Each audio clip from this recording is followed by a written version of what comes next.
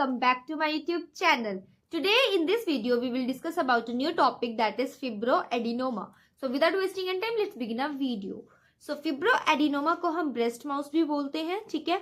So fibroadenoma is the most common benign tumor of the female breast. So ये एक benign tumor है female breast का और most commonly ये देखा जाता है, ठीक है. Occurs between 15 and 35 age group, 15 से 35 साल की लेडीज या वुमेन्स के अंदर ये देखने को मिलता है. Its origin from the terminal duct lobular unit. ये कहाँ से ओरिजिन होता है? ये टर्मिनल डक्ट होते हैं जो लोब्यूलर यूनिट के, वहां से ये ओरिजिनेट होता है. अब हम बात करते हैं इसकी डेफिनेशन की. So fibroadenomas are solid benign mixed tumours formed of both fibrous and glandular tissue. So fibroadenomas क्या होता है कि ये बिनाइन है, ठीक है, बिनाइन मिक्स ट्यूमर है. दूसरी चीज, ये दोनों चीजों से मिलकर बना है, फाइब्रस और ग्लैंडुलर टिश्यू से, ठीक है. सेकंड डेफिनेशन हमारे पास आती है, a fibroadenoma is a painless unilateral benign breast tumour that is solid not fluid filled lump. तो ये क्या होता है फिब्रोएडिनोमा? ये यूनिलेटरल होता है, बिनाइन होता है, पेनलेस होता है और ये क्या होता है? एक सॉलिड होता है, मतलब इसमें कोई फ्लूइड फील्ड नहीं होता है, ये सॉलिड लंप होता है, ठीक है. सो ये थी इसकी डेफिनेशंस. अब हम बात करेंगे इसके टाइप्स के बारे में, जो कि हमारे पास फर्दर 4 टाइप्स है. सबसे पहले हमारे पास आता है कॉम्प्लेक्स फिब्रोएडिनोमास. सो कॉम्प्लेक्स फिब्रोएडिनोमास के अंदर क्या होता है कि ओवरग्रोथ होती है सेल्स की, देन कैन ग्रो रैपिडली, और वो रैपिडली ग्रो कर रहे होते हैं, ठीक है. सेल ग्रोथ हो रही है, ओवर ग्रोथ हो रही है, रैपिडली ग्रो कर रही है, और 35 से ओवर जो एज होते हैं उन पीपल के अंदर ही देखने को मिलता है. डिफरेंट फीचर इसके होते हैं, जैसे कि कैल्सिफिकेशन और सिस्ट एंड में appear irregular on CT scan. की कैल्सिफिकेशन हमें देखने को मिल सकती है, सिस्ट देखने को मिल सकते हैं, या फिर इरेगुलर हमें सीटी स्कैन में ही देखने को मिल सकते हैं. तो ये थे इसके डिफरेंट फीचर्स कॉम्प्लेक्स फिब्रोएडिनोमास के, ठीक है. अब हम बात करते हैं जुवेनाइल फिब्रोएडिनोमास. तो इसके अंदर क्या होता है, these can grow large but most shrink over time. बहुत लार्जली ये ग्रो करेगा, लेकिन टाइम के साथ ये क्या करता है, श्रिंक कर जाता है. Lump found in girls, girls के अंदर पाया जाता है बिटवीन 10 टू 18 एज ग्रुप के, 10 से 18 साल की लड़कियों के अंदर ये देखने को मिलता है, ठीक है.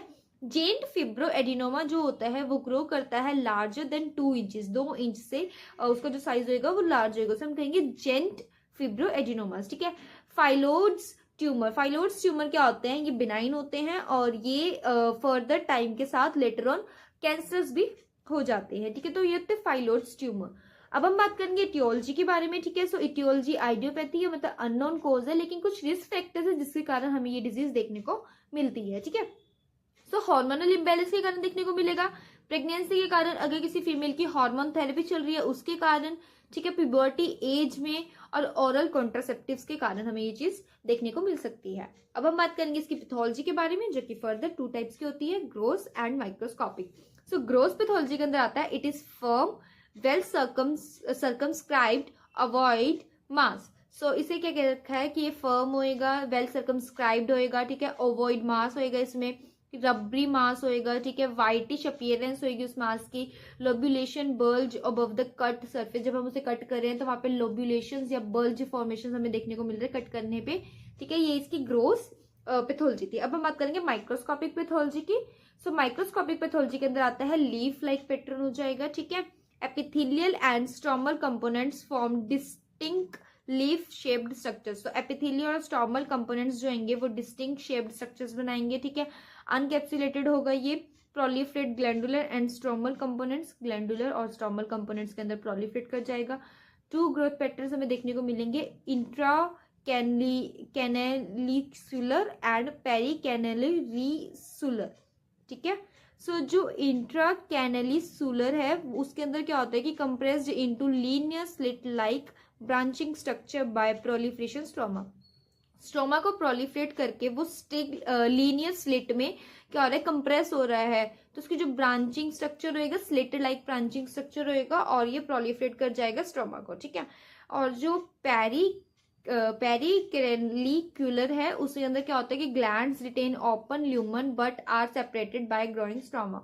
सो ये क्या होता है कि जो ग्लैंड्स होते हैं उनमें ओपन ल्यूमन रिटेन रह जाता है, लेकिन वो सेपरेट हो जाते हैं ग्रोइंग स्ट्रोमा के साथ साथ, ठीक है. सो ये थी इसकी माइक्रोस्कोपिक पैथोलॉजी. अब हम बात करेंगे इसकी क्लिनिकल मैनिफेस्टेशंस के बारे में. सो क्लिनिकल मैनिफेस्टेशंस के अंदर पेनलेस होता है, ये फर्म होता है, मोबाइल होता है, स्लो ग्रोइंग मास होता है, ठीक है। Usually solitary, can be multiple and bilateral, ये मतलब कि मल्टीपल भी हो सकता है, बायलेटरल भी हो सकता है, ठीक है।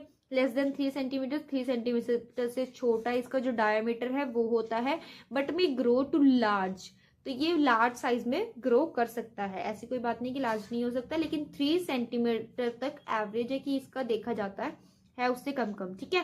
सो डायग्नोस्टिक इवैल्यूएशन के अंदर मेमोग्राफी हो गया, ब्रेस्ट अल्ट्रासाउंड हो गया, ब्रेस्ट बायोप्सी हो गया, कंफर्मेशन टेस्ट हो गया, ठीक है। पैथोफिजियोलॉजी आ गई, इटियोलॉजिकल फैक्टर्स के कारण oestrogen influence on breast tissue के ऊपर एस्ट्रोजन जो है वो इन्फ्लुएंस करेगा, results in overgrowth of glandular and stromal components, जिसके कारण क्या होगा कि जो ग्लैंडुलर स्ट्रोमल कंपोनेंट्स है उसकी ओवरग्रोथ हो जाएगी, ठीक है।